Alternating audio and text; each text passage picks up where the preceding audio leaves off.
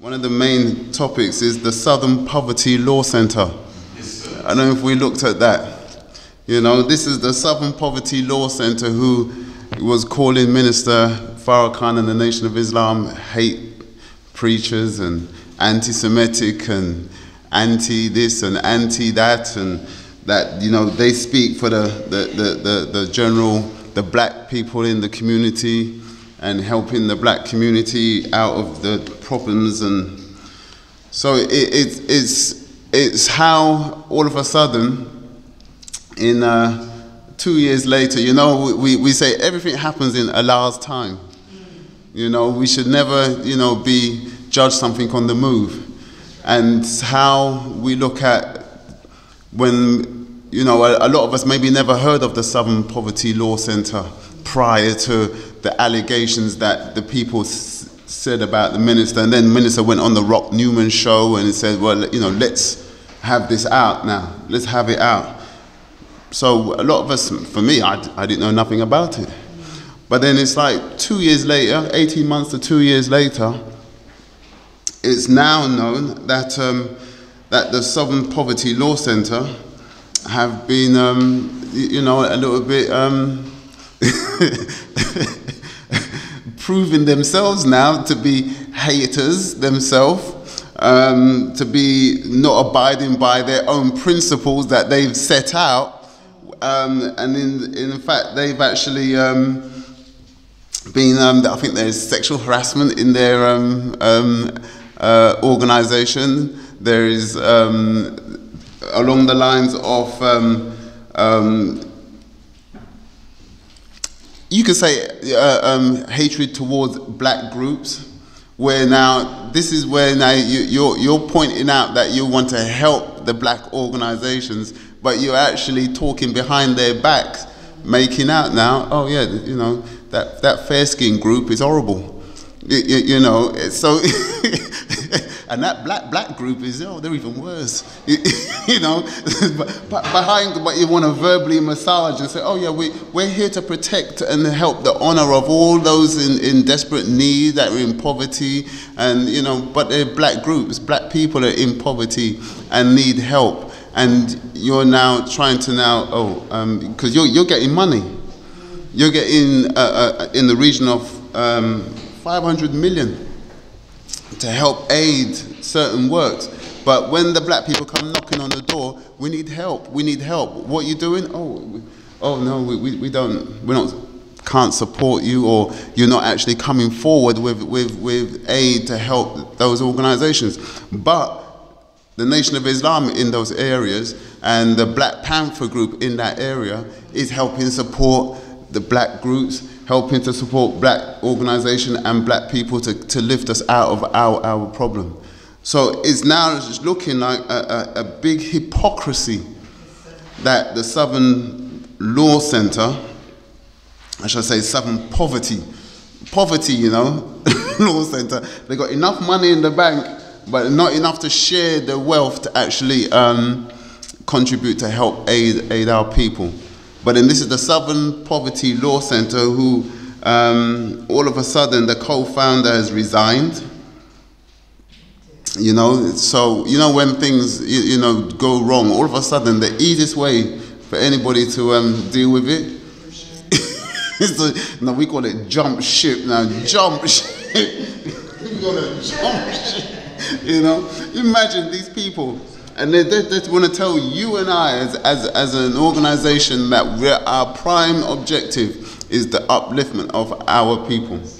You know, our people and people who are in desperate need. But then we are deemed the wicked, the anti-Semitic group, the people who actually are preaching race hate. But behind closed doors, you actually have a different agenda.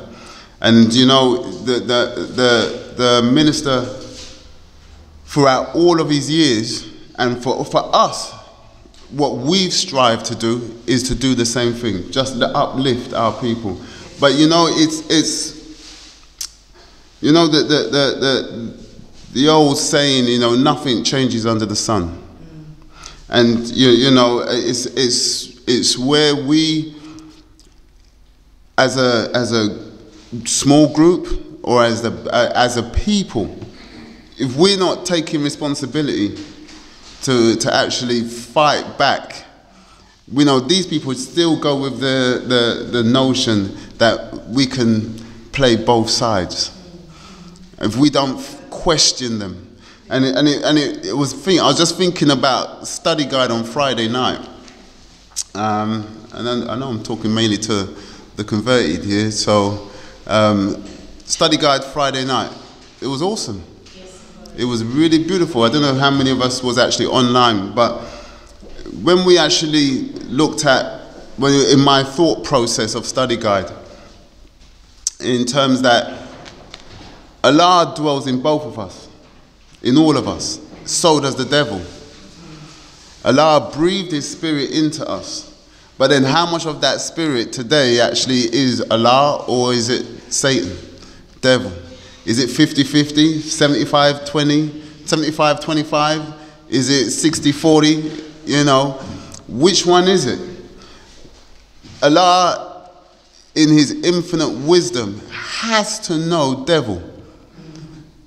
And so does devil. Because then we want to know who gives life and who gives death. And who gives death plays both sides. That we will play the God, because I'm going to uplift you, but I want to uplift you to do my dirty deeds. He'll always play both sides. He plays, and you know that everything that Allah creates, he creates in yin and yang, you know, two sides. He will have, sorry what? Duality, that's the word, thank you.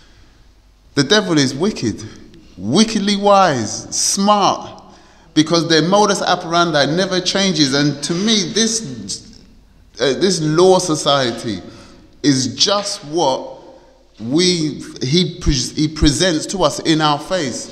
He plays both sides. Satan always plays both sides. And, you know, it's... I'm looking at a program called, you know, many of you might have heard it, Homeland.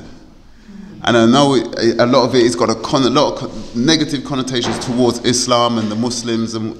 But then the one thing within it that I'm looking at is the relationships and how the departments play one another, how people play one another, and it's an ulterior motive. All continually throughout the program, they're playing one another. And it's how deep the relationships go is that I will send my brother down. And then next thing you know, 2 years later, we're shaking hands and hugging one another. Then he's going to send me down. And we come back and we're shaking hands and saying, all right, brother, yeah, let's sit down and have a coffee together. And then it's like, but then it's still on a level where they are still conniving against, oh, are you playing that group? No, I'm not playing that group. I'm playing this group. What are you doing with this group? Oh, I don't know. But then if you come in with me, we can play that group. Oh, and all of a sudden you don't know what group is what anymore. You know, and then it's like, oh, they're playing one another continually. And that's what the program actually is telling me. Not so much all that different action and the blood or the bombing here. It's the relationships and the mind games that they play, continually playing. And then you, of course, in there you've got our people wrapped up in it, you've got the Muslims wrapped up in it, and this one's playing that one. And you wonder to yourself why you're in the problems you're in. Why Islam is in the problem it is in. Because you're not going back to the book, you're not going back to the source, you're not going back you don't want to get back on the straight path. You want to focus on what will help get you what you need. If it's just to, I want to make sure I get that man, I want to make sure I get that woman, I want to make sure I want to get that organization. Southern Poverty Law Center, I want to make sure I get the Nation of Islam and make them look discreditable. Minister is standing up and making sure that we look creditable. And you want to put him down, and all of a sudden the minister comes back, I want to challenge you for what you're saying. And then what do they do?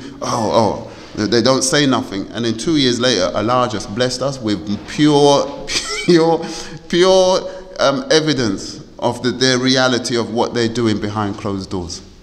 The wickedness that they actually are portraying, that they're for the community, and deep down they're not for the community. They're for themselves. They get the money, they get donations, they get support, but then the black community is still knocking on the door, help, help, help, and you're not helping at all.